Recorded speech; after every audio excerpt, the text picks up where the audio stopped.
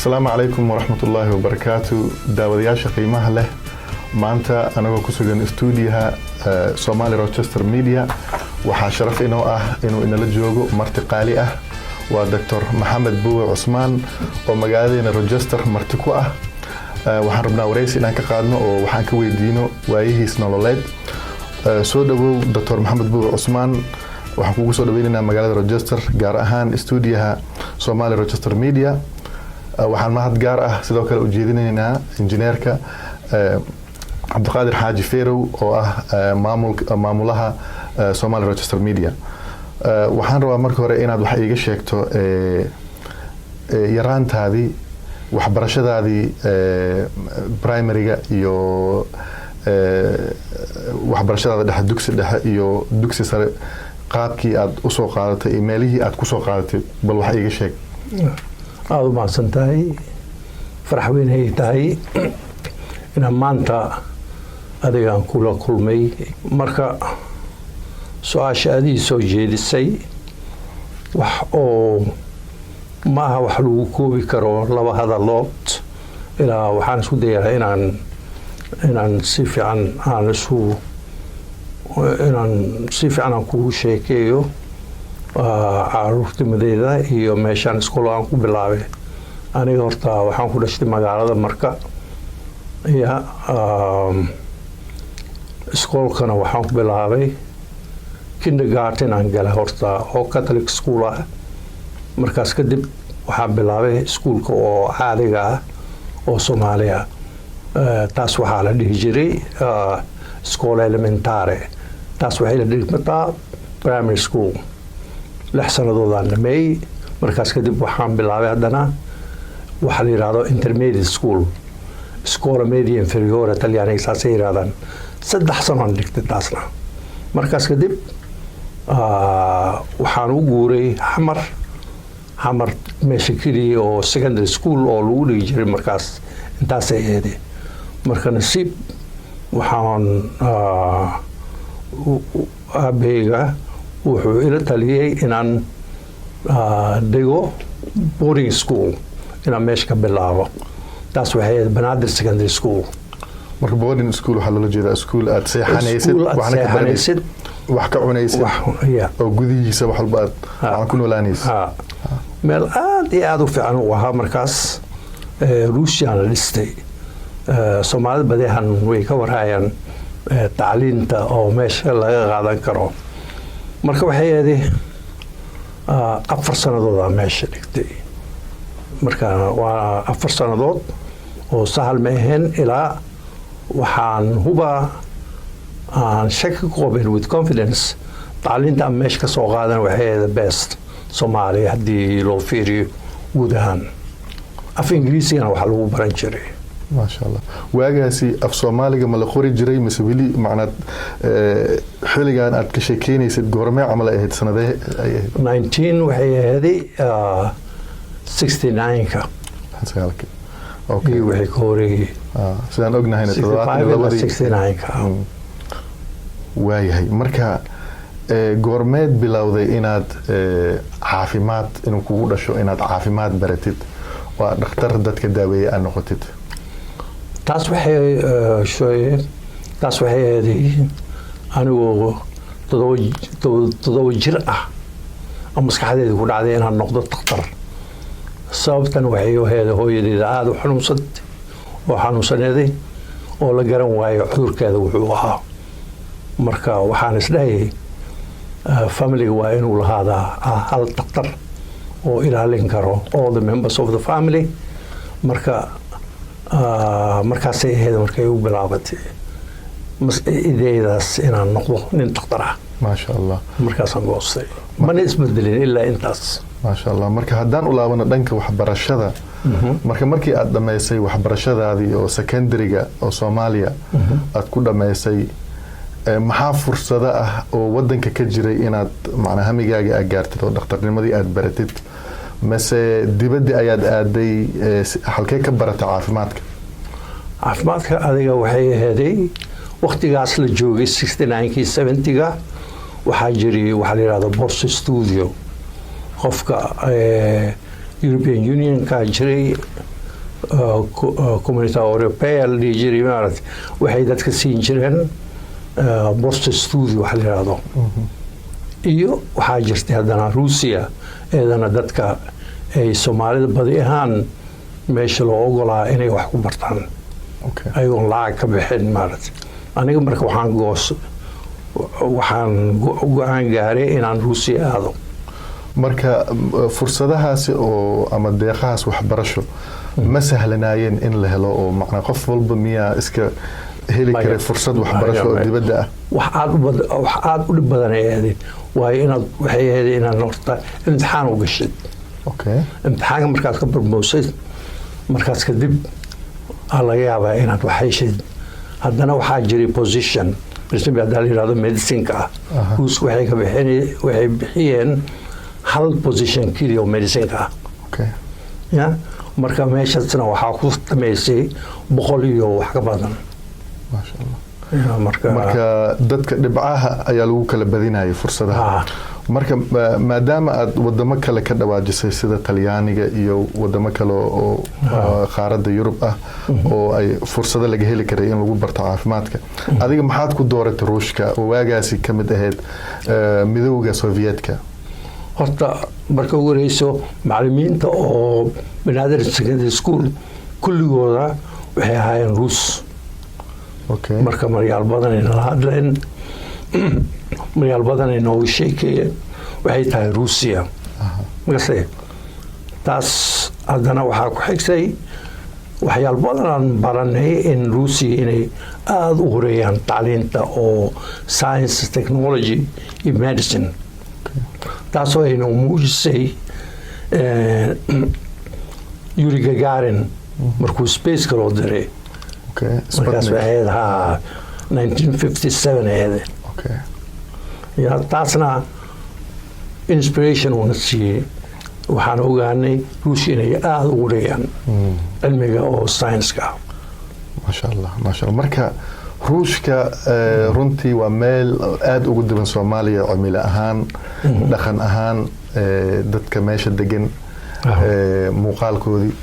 marka sidee ahayd waxbarashadaadii bal iiga waran luqadda macnaa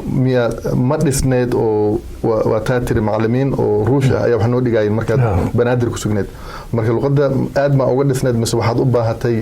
in dib aad haddana luqadii si fiican lagu baro intaadan cilmiga oo medicinka aad baranin sax su'aashaada sax waaye Ruush markaad timaadid hal sano waa sameynaysaa oo luqa keliya aad baranaysid halkaas sano waxaa lagu baraa basic science ee Ruusha marka inaad la qabasid waayo markaas kadib aad bilaabay jaamacad marka imtixaan ma laga qaadayaa imtixaanada jira markaas koorsiga aad sameynaysid iyo markaad dhameynaysid waxaa iga warantaa ma keligaa aad ahayd mise Soomaali badan ayaa kugu wehelisay waxbarashada waxaad leedahay adduunka meel kasto laga imaanayay international jiray oo community oo sameynaysa markaas preparative faculty oo luqada oo baranaysay waxaa ka mid ah dad African, Latin American, Arab countries from everywhere loo imaanay luqada inay bartaan marka keliyana ma ahayn Soomaalida aad kuma badnayn aniga waxaa la socday hal qof keliya oo Soomaali ah ilaa jaamacada meesha waxaa ku baran jirtay faculty medicine ilaa 2 qof ilaa 2 qof ahaydeen marka halkee exactly aad ka joogteen macnaa magaaladee ayaad wax ku baranayseen idinka meesha waxaan joognaa naga Rostov Nadanu marka dhankee waa waqooyiga Siberia Ruusiya south koonfur way u dhowdahay Nadanu wabiga ku yaal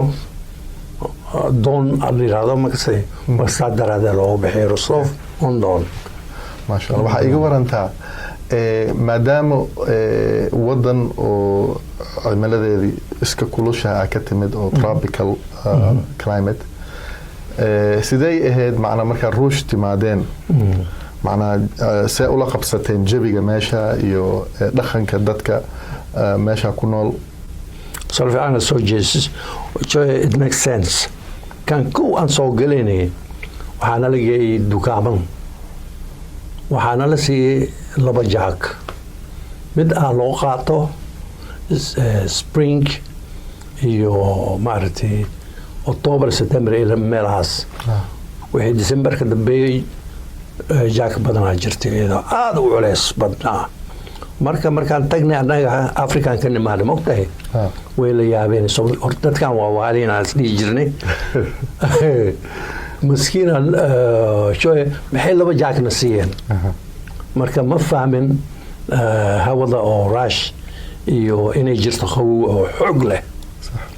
marka waxayna loo noqotay adiga inay nuu cayaareen rabaan ilaa runeeyadii meesha waxa waaye haddaa joogtid Ruusiya maaragtay inaad baratid waxaad qaadan laheeday sidaadan ku xanuunsan sidaan dhibaato uu ku gaarsanin maaragtay iyo wax kasta waxay ahaayeen wax oo tababar nala baray markaan soo galnay sidaan u noolaan lahayn صح waxaad ka dhawaajisay in xilliga aad waxbarasho u tagtay wadankaas Ruushka oo ahaa 70meeyadii markii dagaalkii Soomaaliya ay la gashay wadanka Itoobiya dariska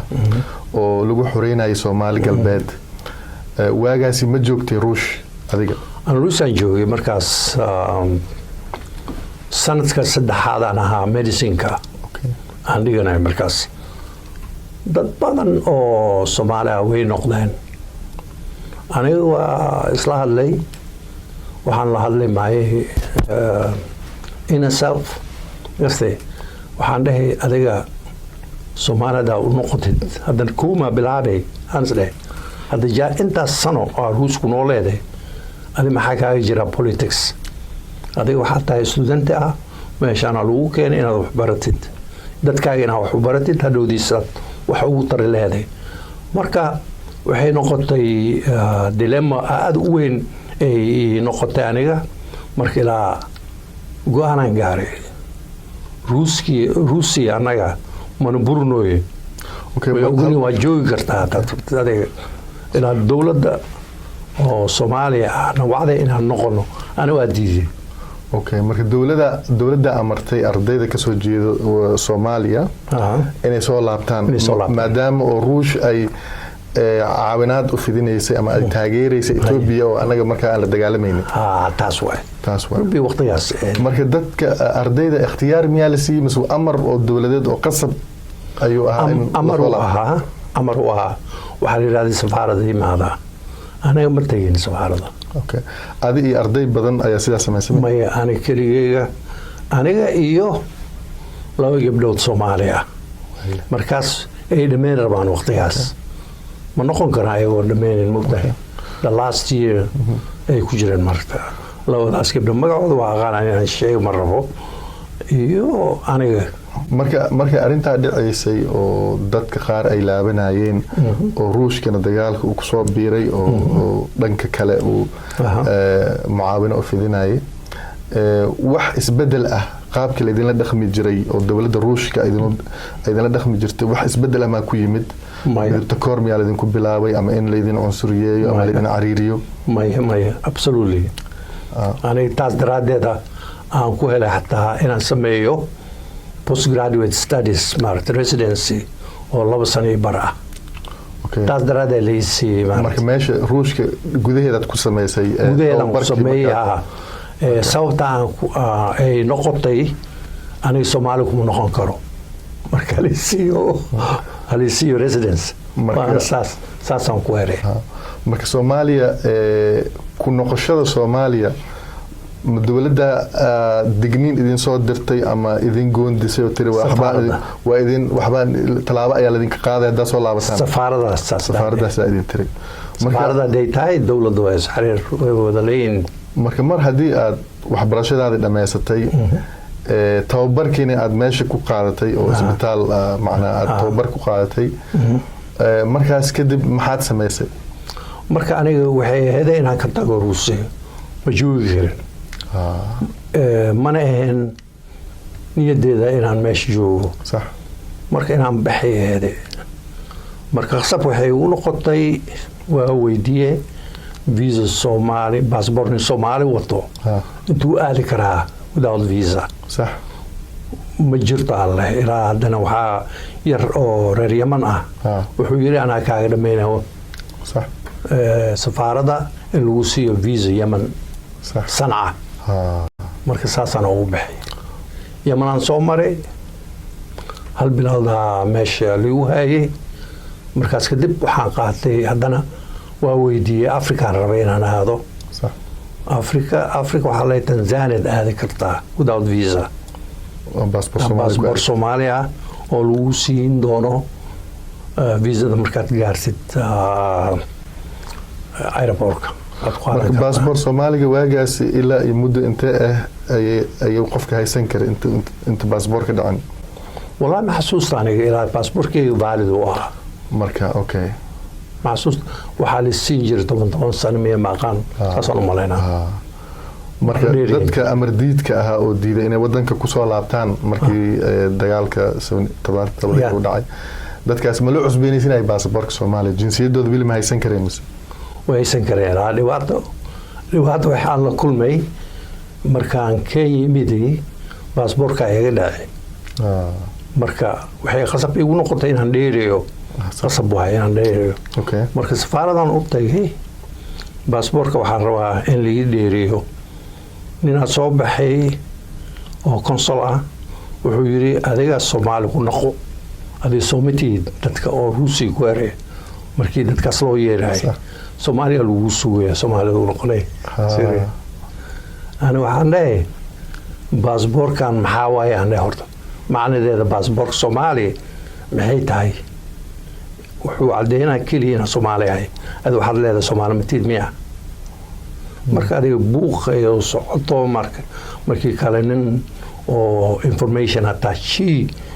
Abdulqaadir Walaay Allah ninkaas way wuxuu yiri maxaa way murankan meesha ka socdo wallahi ninkan passportkeyga mar rabo inuu ii dheereeyo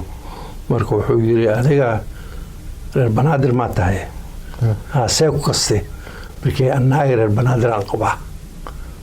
isqabiilteen marka wuxuu ii geeyay safiir nin dheer almost 77 gaaraya feet 7 feet tall ninkaas markaan soo galay nin highly educated uu ahaa wuxuu weydiiyay adiga shaqadan see ku heshay uu yiri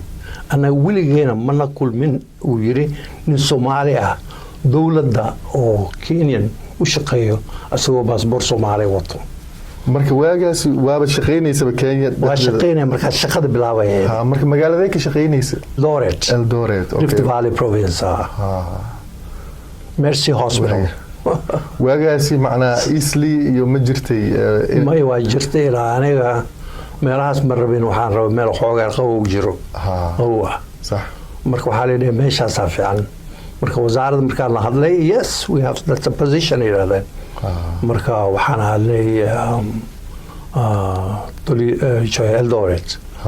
Eldoret meesha meel fiican waaye meesha tagu yiri ilaa imtixaan sameeyay imtixaan aad u adag ya markaas hadda saas mu maleynay waxaas inay jirto imtixaan galay idinkoo waxbarasho ruush ugu soo baxay haddana imtixaan idinka qaaday imtixaan oo board exam la yiraahdaa ya صح without board license you cannot practice ya marka taasa iska jirtay markaas markaad Kenya timid oo aad damacday inaad dhakhtarnimo ama shatigaagi ama dhakhtarnimada ku shaqeysatid macnaa ma laga dalbaday inaad soo authenticate gareysid dokumentiyada aad wadatay inay sax yihiin oo la aqoonsan yahay oo safaaradda Ruushka ma uga baahatay inay waxaan u baahan jirto wixii arkeen documentation ka wax kasto af Ingiriis uu qornaa diblomayna postgraduate training wuxuu qornaa af Ingiriis waxa kale yiraahdaan imtixaankaas inaad baasid waaye sidaan shaqo ku siin lahayn صح marka in 2 weeks imtixaanadan bixiyo oo ku baasay meesha liidare صح shaqada meesha ku bilaabay marka marka afsabaaxli ma taqaan markaas aad ka shaqeynaysay sidee dadka muwaadiniinta Kenyaatiga say ula macaamil jirtay wax way information la shaqeyn jirtay marka badiyahan Kenyanka af Ingiriisiga yaqaanin marka af Ingiriisiga ku wada hadlayna okay marka Kenya muddo intee ah ayaa joogtay mana ku guuleysatay inaad baasaboorkaaga cusboonaysiisatid wali dheeray marka ma dhameeyay sheekada ambassadooraha ninkaas wuxuu yiri waa u yeeray consulka sax waxa la soo nin oo educated ah oo takhtar ah si uu diiri kara dhaale inaad u dheerisid baasaboorkiisa waxa ma ogtahay sidaas adiga waxyaalo oo maaragtay nonsense ku laadlay marka adigaas ninkan si degdeg wuxuu yiri intaas lacag laga rabaa lacag ma haystaan ii dheeri waa ii dheeri waa lagu dheeri meeqa muddo ayaa lagu daray markaas marka waxa waaye baasaboorka adiga 5 sano miya 6 sano miya ma qaad maxsuus markaas lagu daray waa ii dheeri waa without problem markaas Kenya si joogtay kadib 3 sano joogtay kadib xagee aaday marka 3 sano waxaan rabay aniga private clinic inaan ku lahaado Kenya waxay suurto weysay marka waa ka fikiray si aan ugu fikiray su'aalayaal badan dadka weydiiyo Soomaali joogan marka maxaa la dhahaa iska imaan kartaa problem la kulmi doonto ma jirto marka Soomaaliya uu noqday okay marka Soomaaliya ku noqonaysid meeqa muddo ayaad Soomaaliya ka maqneed gudaha Soomaaliya 13 sano muddada 13 sanada marka sidee reerkaaga ula xiriiri jirtay macna wadanka sidee xiriir noocay ayaa wadanka la lahayd xiriir wax waa adiga lateral islaan jiray boostada shaqeyn jirtay boostada waayahay markii aad soo noqotay ka waran isbedelka wadanka iyo macna muddo ku qaad in la qabsataan umaleynaa waqtigaas xiligaas adiga markaan soo noqonay waxay 84 dhamaadkeeda sax 85 miya ma qan meelaas adiga waxaan ku wareernay horta koronto si uu socdo waa iska go'a biyo marmar waa iska go'a marka wax waay frustration xoog leh aan qaadanay marka adiga takhtarada tahay shaqeynaysid nalal baanta koronto baanta marka waxay qasab noqotay inaan gadno motor ciladahaas ma kala kulantay markaad Kenya joogtay Eldoret aad shaqeynaysay ama Ruushka maya wiligeeda ma arkin waxaas marka magaaladeed joogtay oo Soomaaliya oo aad koronto la'aanta ay ka jirtay ama aan la isku haleyn karin Mogadisho okay xafiiskeena oo private ah wuxuu ku yaalay Makka Mukarrama hotelka horjeeskeeda hotelka Makka Mukarrama marka jidna waa jira Soomaa oo Makka Mukarrama la yiraahdo hotelka marka jidkaas mu ku yaalaa ku yaalaa okay waayahay markii aad Soomaaliya timidba hore maad ka bilowday shaqo gaar iskaaga inaad u shaqeysato maya dawladaan u shaqeeyay ilaa waa loo ogolaa inaan dawladda Soomaaliya markii aad elboorka ka soo degatay mataarka diyaaradaha wax dhibaato ah oo aad kala kulantay ma jirto saraakiisha meesha ka shaqeyso caadi ayaa ugu soo degatay caadi aan u soo galnay cid wax ku weydiisay maya okay marka shaqo ayaad bilowday dawladda aan u tagay adiga shaqo meesha ka bilaabay دكفر عليه الدري دبني على جو امتحاني هدنا مايا ولا أخونس ما دام أتكين كسر شقي سمية مثل ما دام أدروش وحبرش هذا ما وحواي أنا روش وحقوس خبرتي هذا نسبة سونا سميه وأنا 6 سنة كلا عن شقي مركو حياتي وهذا وين dhibaatada oo korontada idinku haysa waa ka hadashay carqalado kale ma kala kulantay Muqdisho markaad ka shaqeynayso Muqdisho waxay ahayd adiga wax marba inaan ku sheego meel aad u qurux badan waaye ma sha Allah iyo xeebteeda wax la tilmaami karo ma sax wax loo midli karaa ma jiro ilaa problem waxa iska jiray adiga instability wax la yiraahdo adiga waa dareemay inuu deganaan la'aan ammaanka oo sii xumaanayay tartiib iyo waxa keliya aan aad aan la yaabay markii wax badan aan waddanka maqnaa mogtahay waxaan la yaabay beeshanada oo ku imaanayn naftigooda waxay beeshanka wuxuu dooranaa dhakhtar oo isqabiil yihiin waagaasay qabyaalada jirtayba taasaa laisku imaanaa ani keligayga ani iyo nin ginekologa isku meel aan ahayn doctor Axmed Yare aan isku meel ahayn qabiil la isku imaanaa marka isbitaalka ka shaqeynaysa magaciisa igu cali Degfer ka shaqeynaysa markii kala aday hal sano 2 sano ka shaqeeyay Degfer markaas kadib baa Assicurazione baa la dhihi jiray xasuusta wasaaradda caafimaadka waa magac Talyaani hadda magac kale ma leeyahay oo Soomaali magac kale ma yahay Assicurazione Soomaalida waxa ay u yaqaan Assicurazione marka waxay leedahay ambulatoria saan ka shaqeyn jiray okay meeq muddo aad ka shaqeysay meeshaas marka adiga hal sano markaas kadib shaqo aan wax ka helay UNDP-da waayahay marka ka waran muxuu uga duwanaa marka dawladda u shaqeynaysay iyo kadib marka shaqo u bilaaday UNDP-da ama United Nations wax weyn difference weyn kala jira marka waxa waaye dadka UN staffka United Nations staffka UN-ka dadku shaqeeyaan UNDP-da صح kulligooda way xaq u leeyihiin dhakhtar صح anigana u joogaa dhakhtar waxaa ku xigay daawooyinka meesha yaalin aan siin jirnay marka daawooyin oo ayaga waxay access u helayeen ama haysteen daawooyin ay dawladda haysanin ama waxaan haysan lacag siina ay gadanayeen marka wax kasto sahal iska aadeen haddii qofka oo aad u buko oo meeshan wax laga qabi karin Soomaaliya evacuation aanu sameeyeen marka ana taas dibadda loo qaadi jiray Nairobi badiyana marka UN marka u shaqeynaysay shaqaalaha la shaqeynaysay kulli bukaan socod may ahaayeen dad oo outpatient inpatient ma jirin meesha waayahay waxaa ii sheegtay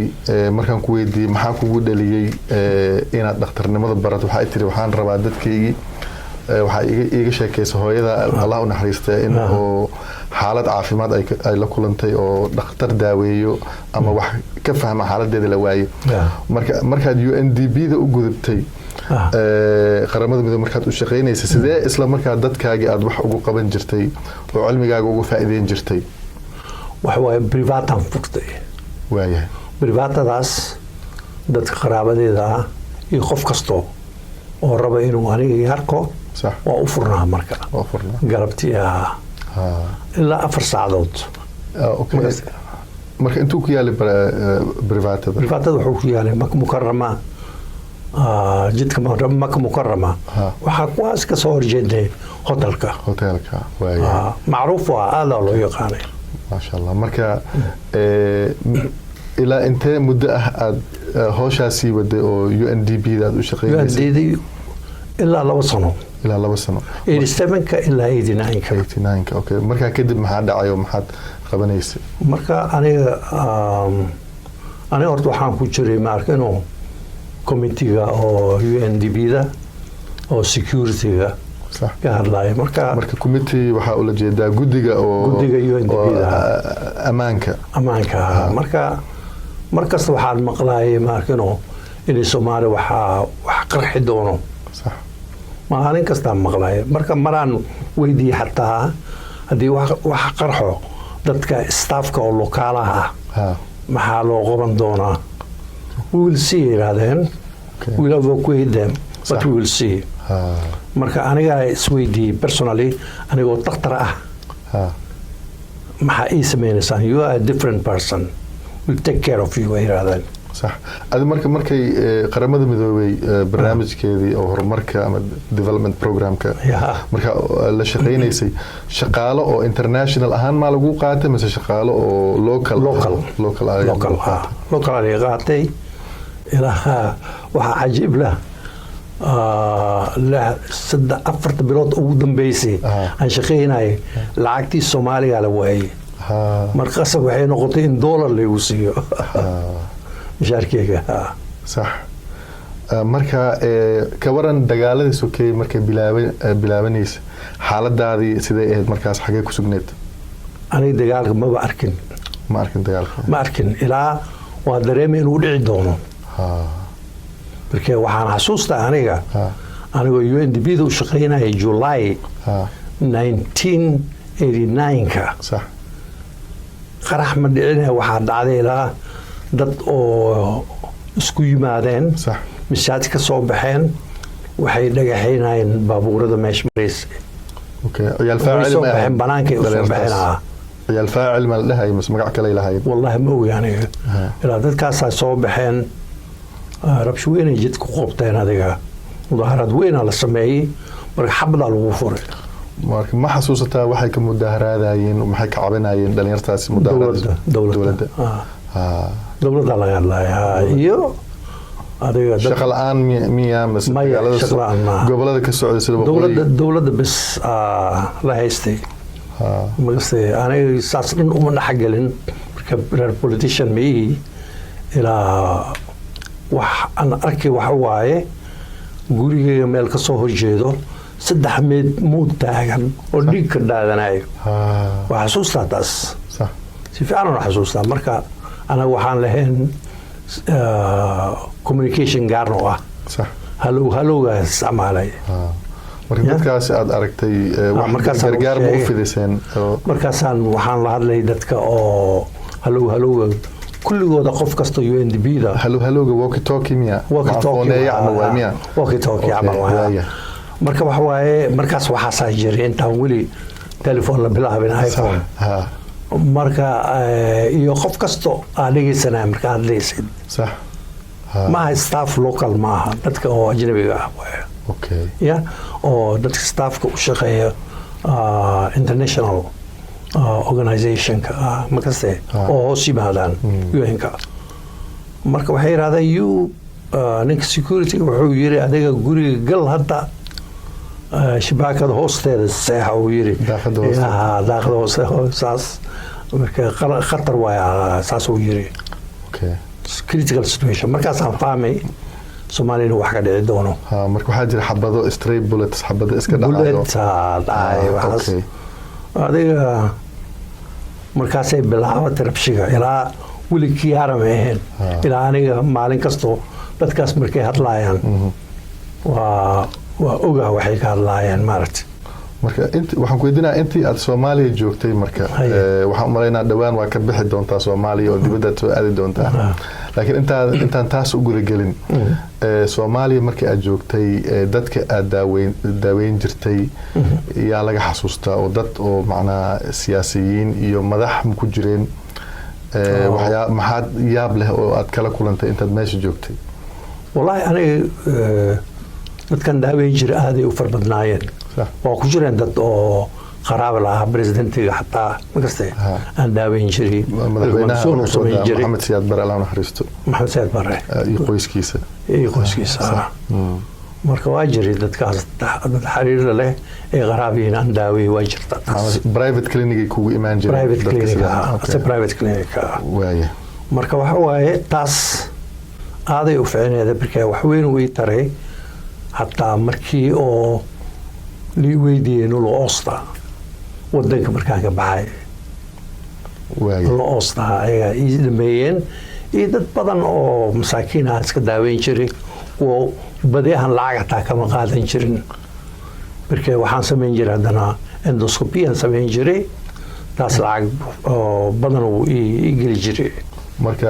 endoscopiga aad samayn jirtay marka qalabka lagu sameeyay iyo adiga dibadda kala timid miya waagaasi marka imaanay 84 gudaheeda waxaan 84 sax marka waxaan keensaday fiber optic lens oo gastroduodenoscope waxa la yiraahdo iyo qalabkaas eedoo dhan qalabkaas ma u sharaxi kartaa daawadayaasha aan fahmi karin waxa loola jeedo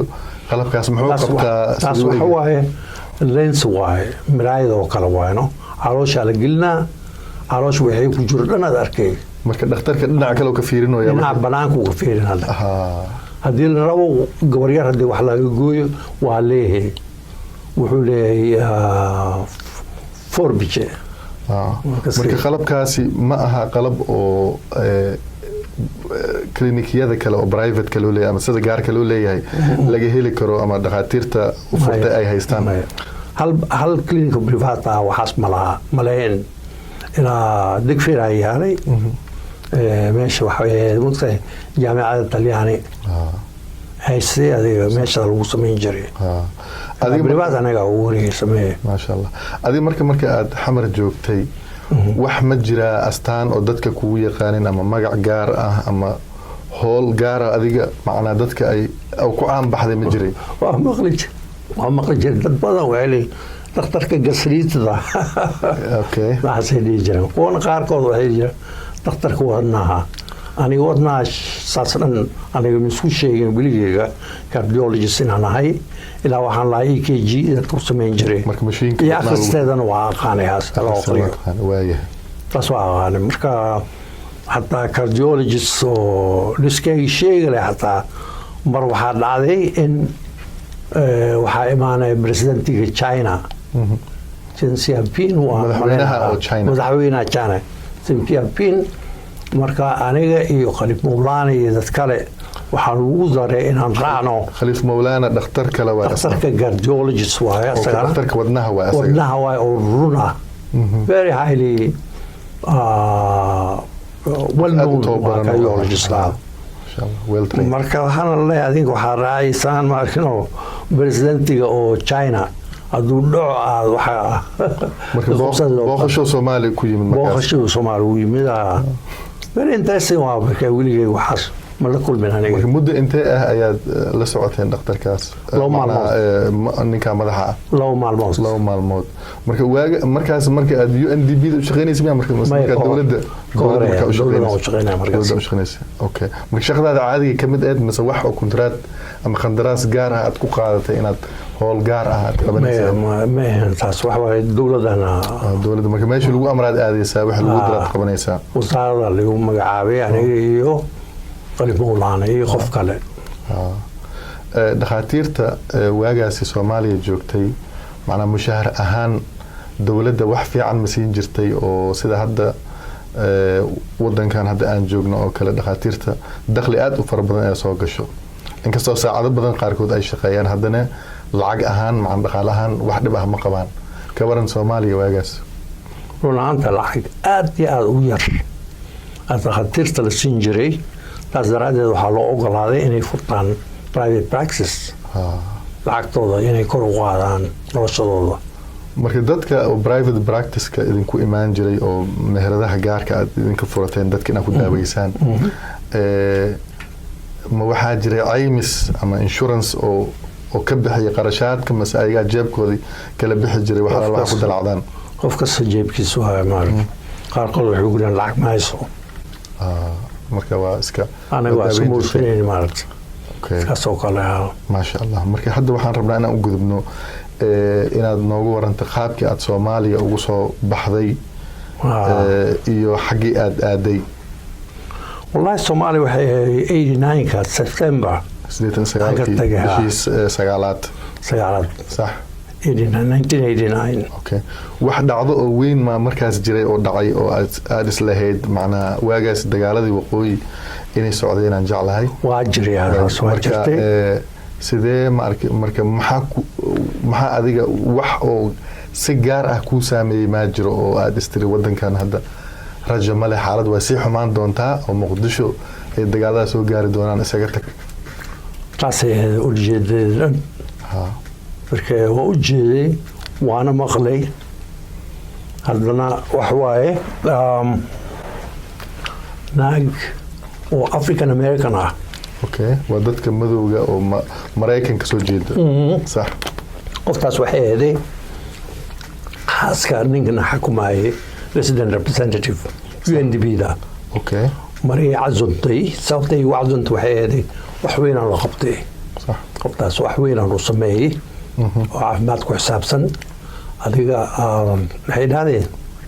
runta aan kuu sheego you are very smart qof caqli badan ayaa tahay caqli leh meeshan ka tag degdeg isaga tag barkee meesha waxaa ka socdaa waxaa ka imaa wax weynaa ka socdaa meeshan sax yaa meesha ka tagay dhahdeen ninkaygana u sheegin se uu sheegaan dhe waagaas dadka oo ajnabiga meesha joogay oo UNDP da u shaqeynaya isla markaana Mareykanka soo jeedo sirdoonka Mareykanka sida CIA da ma warami jiray oo briefing ma la siin jiray warbixino ay heli jireen sax waa heli jireen nin security qaabilsanaa jiray iyo ambassadoryaashan waa isku imaan jireen marka ayagana sirta badan dhaxdooda meeshay ka imaan jirtay waayahay marka waxaa inoogu sheekeysaa markaad soo baxday qaabkaad u soo baxday iyo wadankii aad afka aadisay marka aniga tigadaan goostay yaa Mogadisho Germany New York marka Somali Airlines ma raacday waagaas Somali Airlines aan raacday ilaa Frankfurt kadib Lufthansa from Frankfurt ilaa New York Aeroflot aan raacay Aeroflot okay marka visa oo noocee ahaad wadatay oo booqasho ma u socotay visa oo booqasho ahaad markee dhibayd visa kale inaad qaadatid magaste marka weli dadka maba heli karin aniga la xoogeer connection fiican aan lahaa dad badan xiriir lahaa American Golf Club kan tagi jiray dad badan la kulmi jiray marka dadkaas sahal siiyeen marka keligaa ma baxday mise adiga qoyskaaga aniga qoyskayga iyo gabadheeda yar adiga xaaskaaga iyo gabadhaada waayahay marka iiga waran marka Washington maxaad kala kulantay ma sii joogtay mise meel kale u sii gudubtay aniga New York aan kusoo degnay New York markaan kusoo degnay laba maalmoodaan joognay markaas kadib baasaan raacnay sax ilaa aadayo xuduudka oo Canada waayahay marka Canada aan isku dhiibnay as refugees waad sheekada saasay u dhamaatay markaas jooga Canada waxay isla maraantii lagu siinayo green card sax refugee aad ku joogay ilaa 3 sano ma maqan 3 sano marka lacaga lagu siinaa sheega la siin jiray $1,200 ah guri waxaan ka bixiyay ala qof miya kaas masoo qoysko dhan $200 adiga guriga inta kale cuntadaadii waxay kale marka qofka intaan ruqsad uu ku shaqeystay siinin macnaa ma shaqeyn jirin maya ma ogola suuqna ma daw shaqeysanaysid ilaa may waa lagu ogolahay inay shaqeysid haddaa shaqeynin balcagta aad sheegaysa $1,200 ma lagu siinaya waa lagaa goynaa in cadeysid waay sax waayahay marka waagaas marka magaalada Toronto waxaan degnaa Mississauga waan ka fogeynahay Toronto marka Soomaali miyaa joogeen meesha maxaa kala Soomaali aad u far badan aan joogtay Toronto aad u far badan oo sidaadoo kale qaxooti ayagana qaxooti qaarna jara waxay ahaayeen London immigrants markaas green card bay ay siteen qaarna citizen bay ahaayeen waayahay markaad Canada iska dhiibtay muddo intee ahay kugu qaadatay inaad shaqo hesho iyo shaqo noocay ah ayaa waagaasi aad heshay adiga waxay qaadatay 1 sano bar ilaa 2 sano wax ku dhow sidaan ku heli lahaa residency program aan u geli lahaa tababar inaad ku laabatid marka 3 sano oo ah marka waa inaad shaqaaday u bantahay markee inaad sameysid waa imtixaan aad u far badan horta inaad ku baastid markaas lagu ogolahay inaad bilaawdid residence haddii oo lagu waco interview markaas intaan la gaarin bixitaankaas ma shaqeyn jirin 2 maalmoodaan isku dayay inaan shaqeeyo mar adiga wax waaye McDonald waa mar aan shaqeeyay halabeen McDonald's maxaa ka qabanaysay oo cook ma ahayd giving them serving service-ka iyo taxi driving ama shaqayaal oo labor ah waxaas qalad waay dambi waay aan isleeyahay waagaas da'daada intee camalaad jirtay waayo dadka qaarkood dadka qaar waxay ku leeyihiin hadday intaasoo kale jiraan waxay ku leeyihiin hadda ku wax ma baran kari macnaha maskaxdeeda waa cuslaatay waa macnaha hadda ku dib uma bilaabi kari nolol adiga America waxaas maba jiraba da'daada importance maaha imtixaanada daa bixisid haddii lagu qaato residence wadani meesha ka wadani adiga marka kan Canadian imtixaanada waa bixiyay iyo Mareykanka labadoodii hadda isbarbar dhigto kee ayaa adaga is leedahay kee sahlan kee adag waxa adag kan Mareykanka adag marka adiga maxaa ku caawiyay marka imtixaanada isku diyaarinaysay ma jira waxyaabo aad soo baratay hore u soo baratay ruushka ka soo baratay ama luqad ha noqoto ama qaabka wax lagu baray ama macnaha hataa curriculum xagga manhajka iyo waxyaabo uu ku saaciday adiga oo ku fududeeyay inaad imtixaanaadkaas ku guuleystid ma jira waxa caawinay experience khibradda aniga aan leeyahay intaas sano aan shaqeeyay 6 sanadood sax iyo gaar ahaan waxaa aad i caawinay 3 sano aan ka shaqeeyay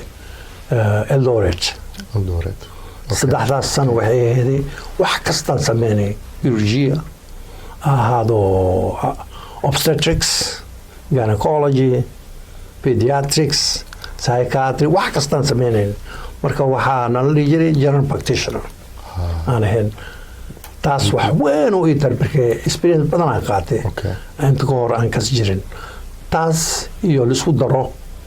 aniga caadi aan u leeyahay wax waay akhris badan aan sameeyaa marka taasna wax weyn ay tartay ما شاء الله marka ka waran imtixaanaadka marka diyaarinaysa marka maxaad kala kulantay marka koowaad ma ku guuleysatay macna sidee xaaladaadu ahayd markaas imtixaanada kulli hal mar aan ku guuleystay samaraantii aan ku guuleystay iyo mehen wax aan shaki u qabay hataa inaan baasi doonin maaragtay marka hore marka Canada ka soo bilowday kan Mareykanka weli ma qaadan markaas Canada joogtay Canada sameeyay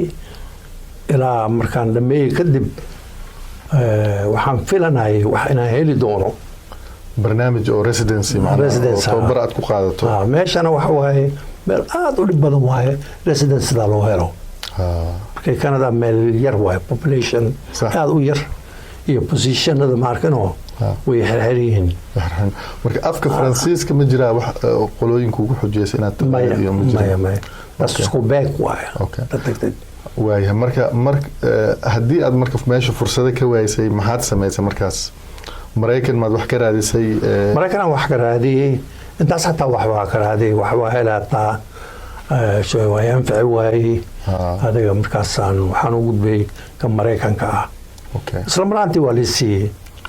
waxaa lagu yeeray interview ima waliday waraysi Toronto ilaa Detroit waxa waaye 5 saacadood waaye gaariga ku timid marka gobolka Michigan bas aan ku raacay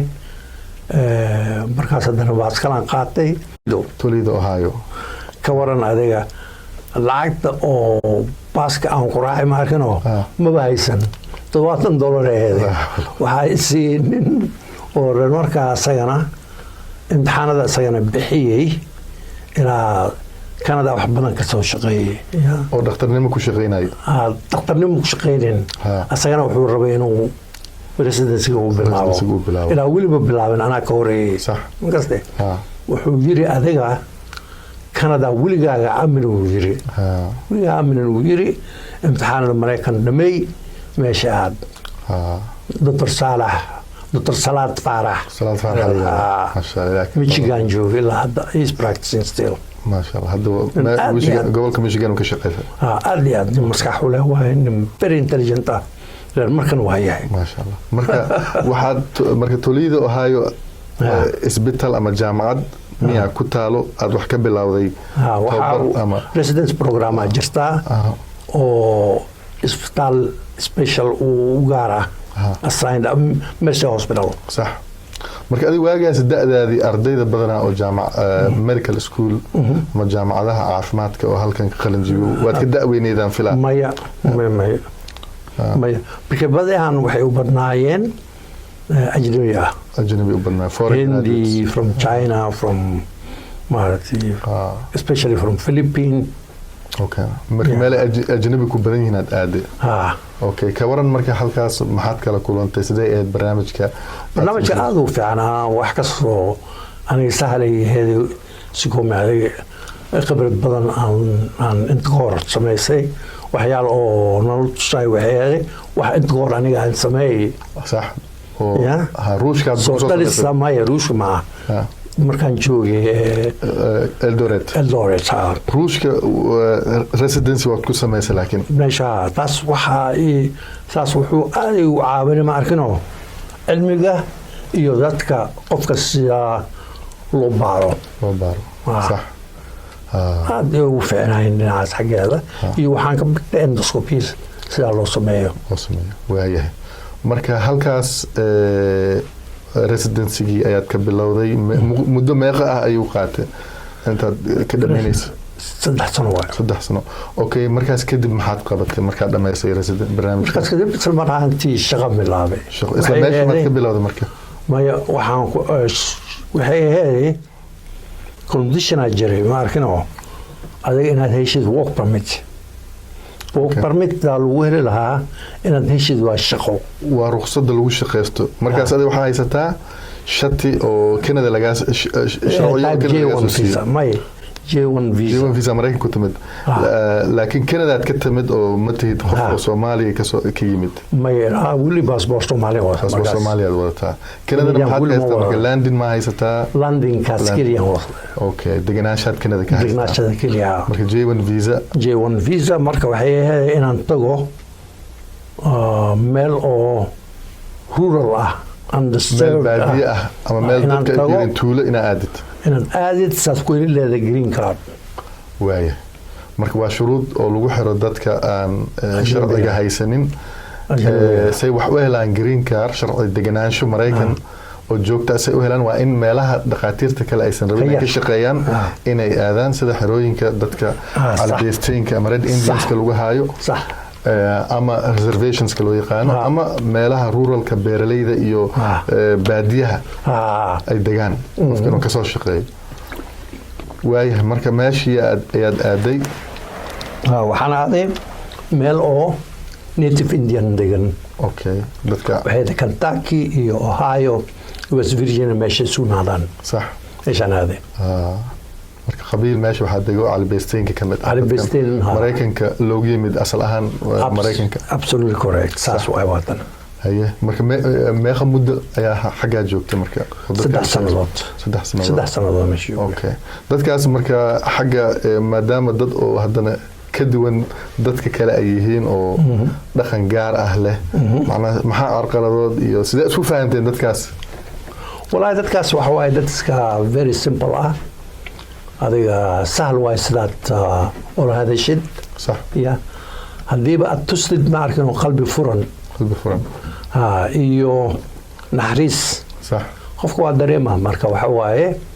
qof hadii waxaas aad siisid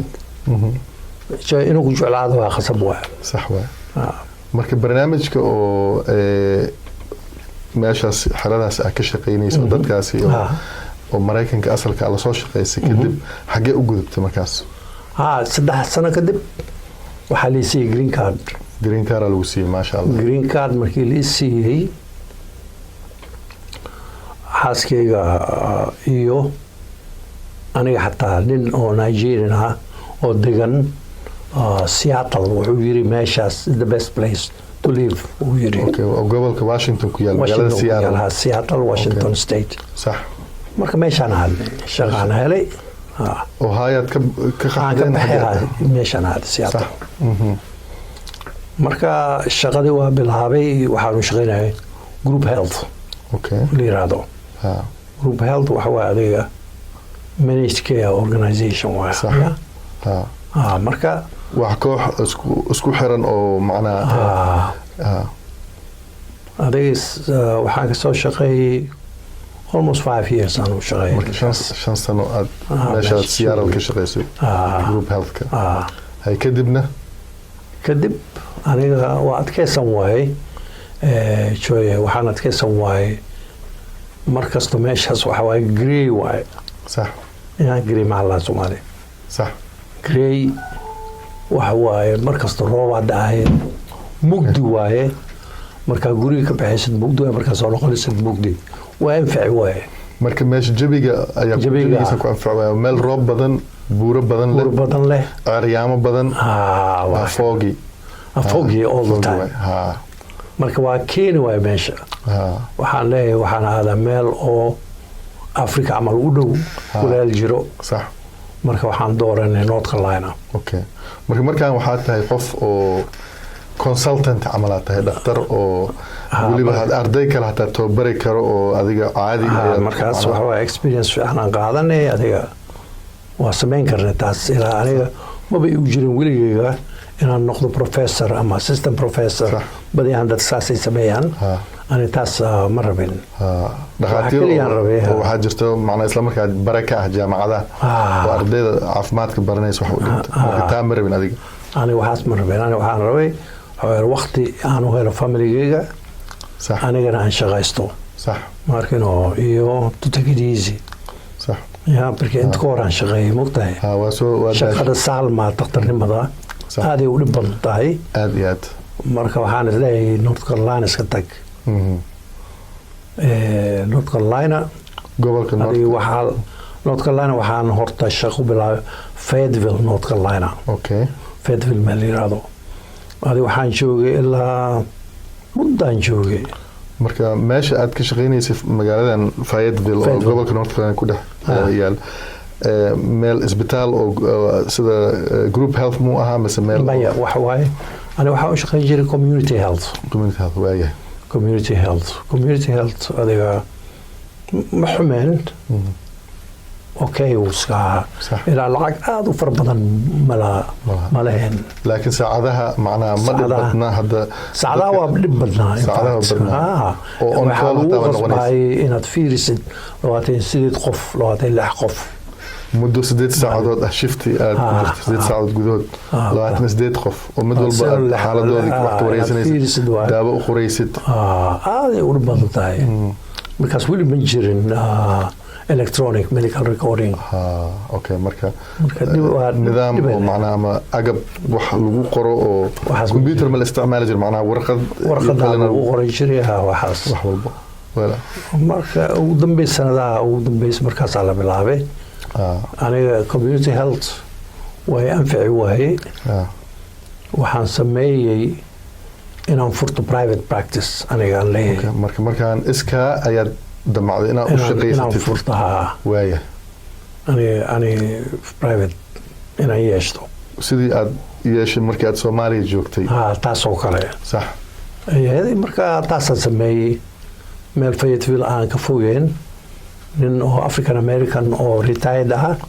wuxuu gadaayay klinikadiisa businesska macnaha howlgab noqday oo dadka aan garanaynin inaan u sheegnaa rabnaa macnaha qof oo madowga Mareykanka soo jeeda ah dhakhtar ahaa meel uu iska lahaa asaga sax marka shaqadii uu iska joojinayay marka fursadaas ay siiyay inaan ka gato sax marka klinikadaas aan gatay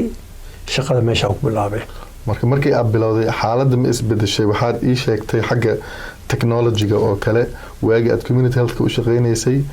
wax walba qalin iyo warqada lagu qori jiray laakiin markaan kayd oo xagga electronic-da ah electronic wili lama gaarin markaas waxaan isticmaali jiray audio okay duubaysa cajalada wadataa cajalaha okay audio recording haduu qof ma ku dictate gareena wixii marka audio wuxuu ahaa qof oo markaas oo qoraayo oo ku gareenayo wixii aad adiga bilinka si loo sameeyo waayahay markii aad iskaaga wax u furanaysay meel private oo adiga ku gaar ah dadka aad ku daaweyso sidee ahayd macnaa saacadaha waxaad ii sheegtay markaad community healthka u shaqeynayso maalintii 28 bukaan ayaa la kulmi jirtay oo way adkeed muddo 8 saacadood gudahood ah inaad intaasoo qof aad qanciso oo xaaladoodii aad ogaato diagnose gareyso cilada waxa ay qabaan jirada ay qabaan inaad ogaatid daawooyin u qorto aad akhriso wixii hore loogu qoray ama dhakhtarkii hore ay u soo arkeen wuxuu ka qoray taariikhdoodii inaad macnaa daristo marka ka waran markaan ma sahlanayd oo shaqadii ma ka yaraatay mase waxaad is leedahay waaba kasii ma yaraan ilaa adiga waxaad ogtahay businesskaaga inaa adigaad leedahay iyo independent inaad tahay qof aan ku dhayn waxaan sameey marka taasaan ku jeclaaday iyo waqtigaa shaqaynaysid adigay kugu xiran tahay ninku dhahay ma jirto waqtigaan shaqeeyay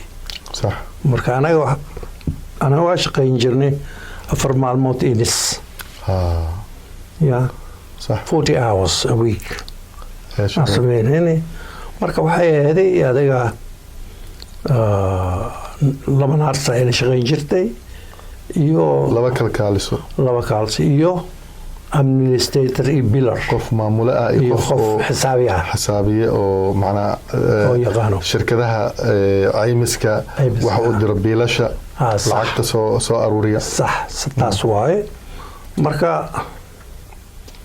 3 sano aan meesha ka shaqeeyay marka waxa waaye ninka oo dhismaha iska lahaa wuxuu yiri waxaan korinaa maarad lacagtaad dhiibtid 2 jibaarkeeda aan rabaa inaad siisaan kirada kugu badiyay markuu arkay adigiyo businesskaaga si horumar sameeyay waxaasuu arkay aniga waxaan leeyahay waxaas ma dhacay taasaan leh marka waxaan sameeyey dhul aan raadsaday dhulkaas waxaan ka dhisay clinic privat ah oo cusub oo moderna ah isla magaaladaas kama dheeraan karin markay patients weli meeshay joogaan marka waxa waaye meel aad qurux badan aan samaysanay in fact maasha allah marka ilaa muddo dheer 5 sano kale aan meesha joogay maasha allah marka aad meesha aad dhakhtarkaasi oo howlgabka noqonaya aad kala wareegtay bukaankii asaga haystay adiga lagu wareejiyay waaba gatano kaas gadanay kuwa kalena waa ku sii darsatay adiga oo ku darsamay dad kale ay yimaadeen dhakhtar fiican meel jooga waa iman jireen marka dadka adiga maxay kugu jeclaan jireen oo aad kaga duwaneed dhaqaatiirta kale waa dhageysan jirtay waxay sheegayaan iyo waxaan ahaa qof oo naxariis leh naxariistaasaan tusaayay inaan ka gedisnaa dadka kale iyo aan ku ahay markano interested inaan daaweeyo marka kalsoonidooda soo jiidan jirta marka taasay u jeclaayeen marka hadda meheradaas ama meeshaas aad furatay oo adiga aad ka howlgeli jirtay ma furan yahay ilaa iyo hadda ma furna aniga markaan 5 sano ka hor aan gaday waa iska iibiyey businesska waxaa qof gatay marka lacag fiican aan ku helnay iyo ijaar ay heday qofkaas inuuna siiyo marka waxaan isdhahayay aniga taas hadday jirto war fiican waayaan isdhahayay intaas lacag aad qaadanaysid bil kasta oo ku soo galaya $5,000 wax aad u fiican waayaan leeyahay marka waa qaatay diil ayaa qaadatay diilkaasaa qaatay marka qofka waa ku wareejisay qof dhakhtar ahaa kala wareejisay chartigii business markaa gadanaysid waxaad gadanaysaa charts waa ma sahlan inaad dad hadda soo aruuriso aaday u dhib badan tahay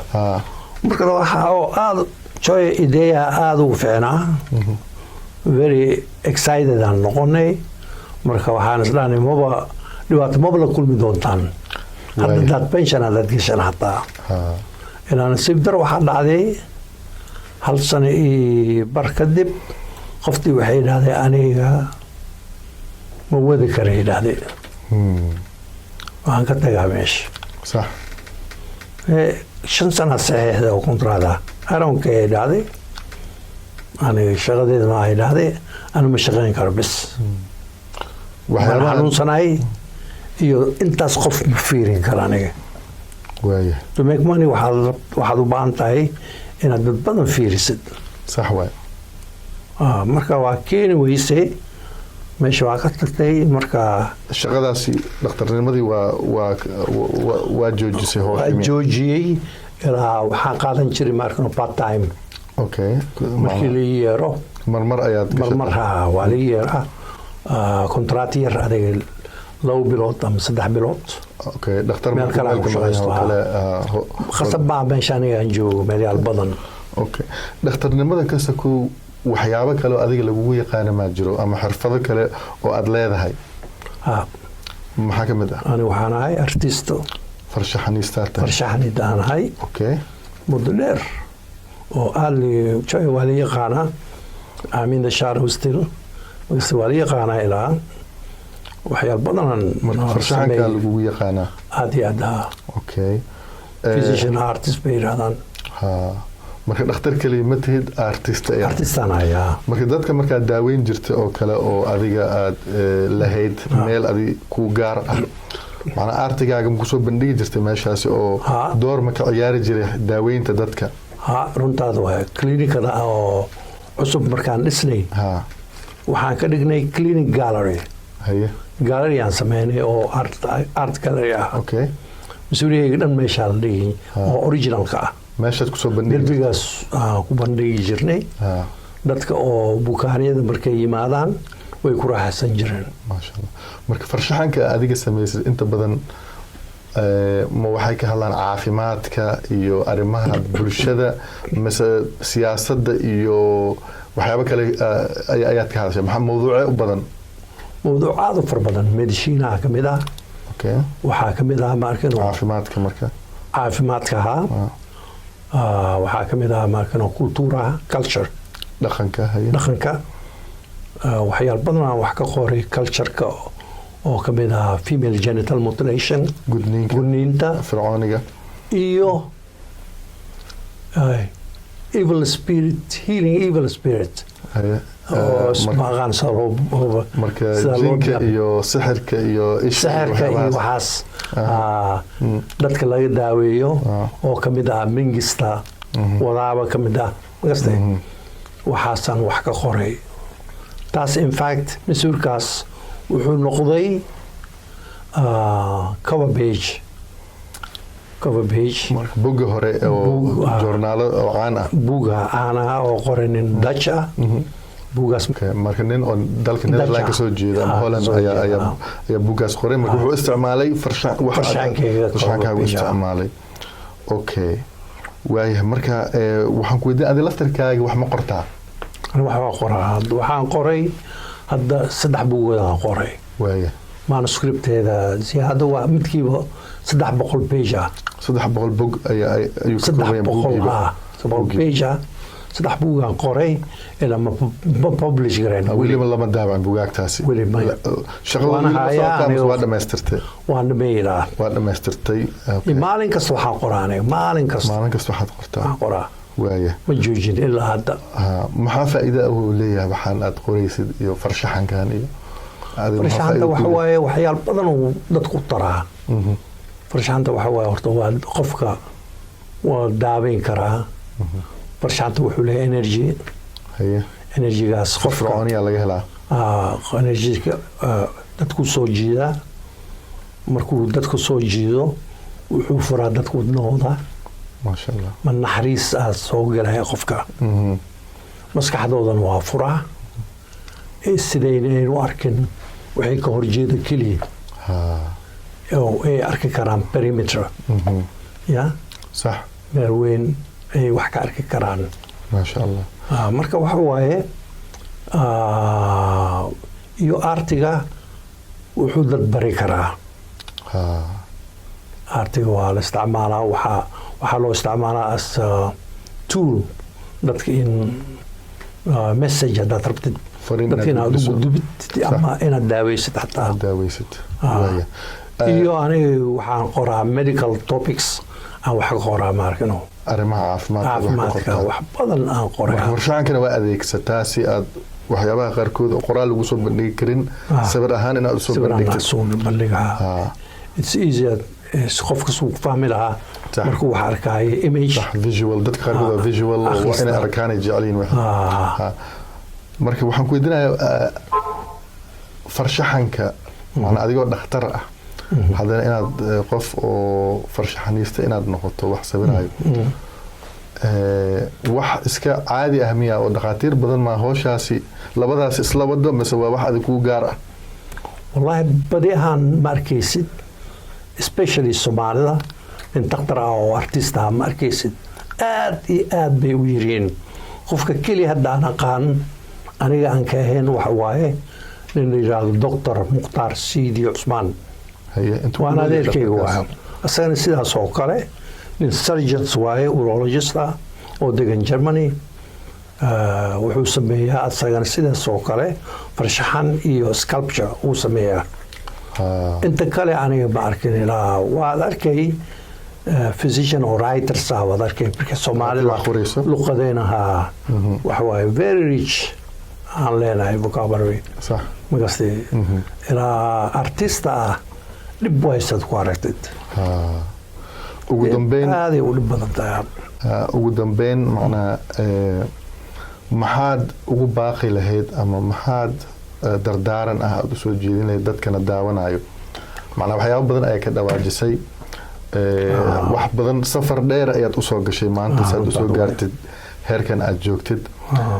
dhibaatooyin fara badan aad soo martay laakiin mar walbo hamigaaga waa sareeyay hadaf ayaa lahayd waxaana ku dadaalaysa inaad gaartid dariiq walbo aad u marto صح وصح marka maxaad kula dardaaranayd dadka dhalintan hadda soo korayso ama dadka marxaladaha aad soo martay qaarkood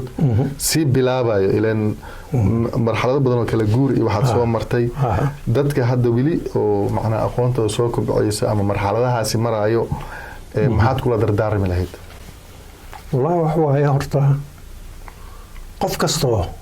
wuxuu rabo gaari karaa taas waxay ku xiran tahay inuu horta intention inuu lahaado niyad inuu lahaado sax inuu ogaado wuxuu rabo inuu sameeyo sax markaste tan saddexaadna waxa waaye inuu jeclaado wuxuu rabo inuu sameeyo inuu jeclaado wuxuu rabo inuu sameeyo sax markaste inta kale waxa waaye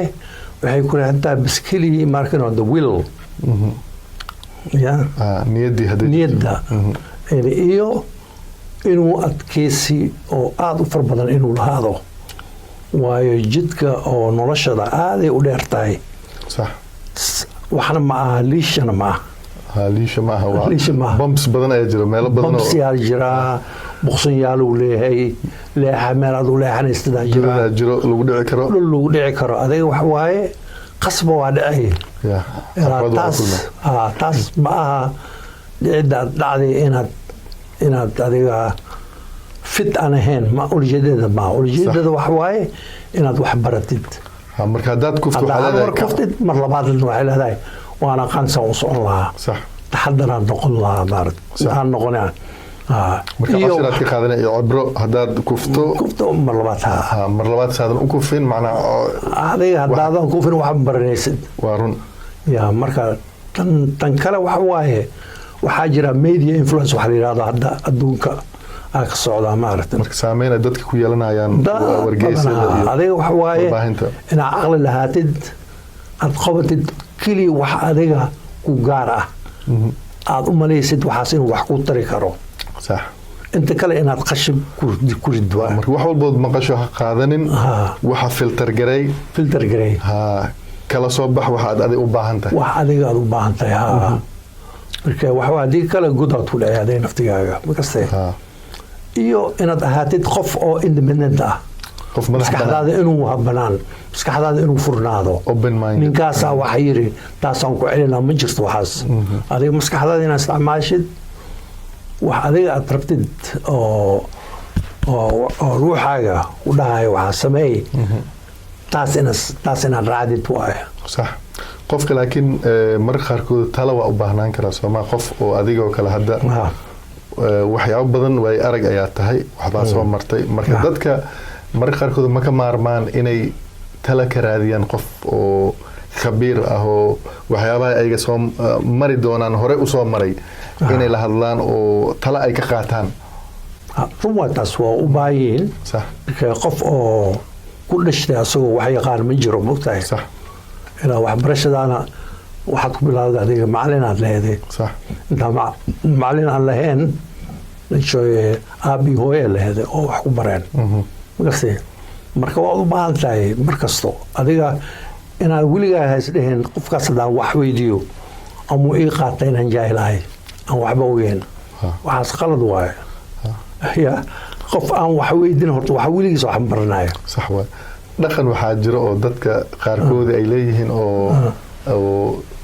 waxaa lagu magacaabaa waan daadshay ana qofka inuu asaga isu arko wax walba inuu yaqaano dadkana ka maarmo taana halisteed ay leedahay dhaqankaas waa dhaqan halis ah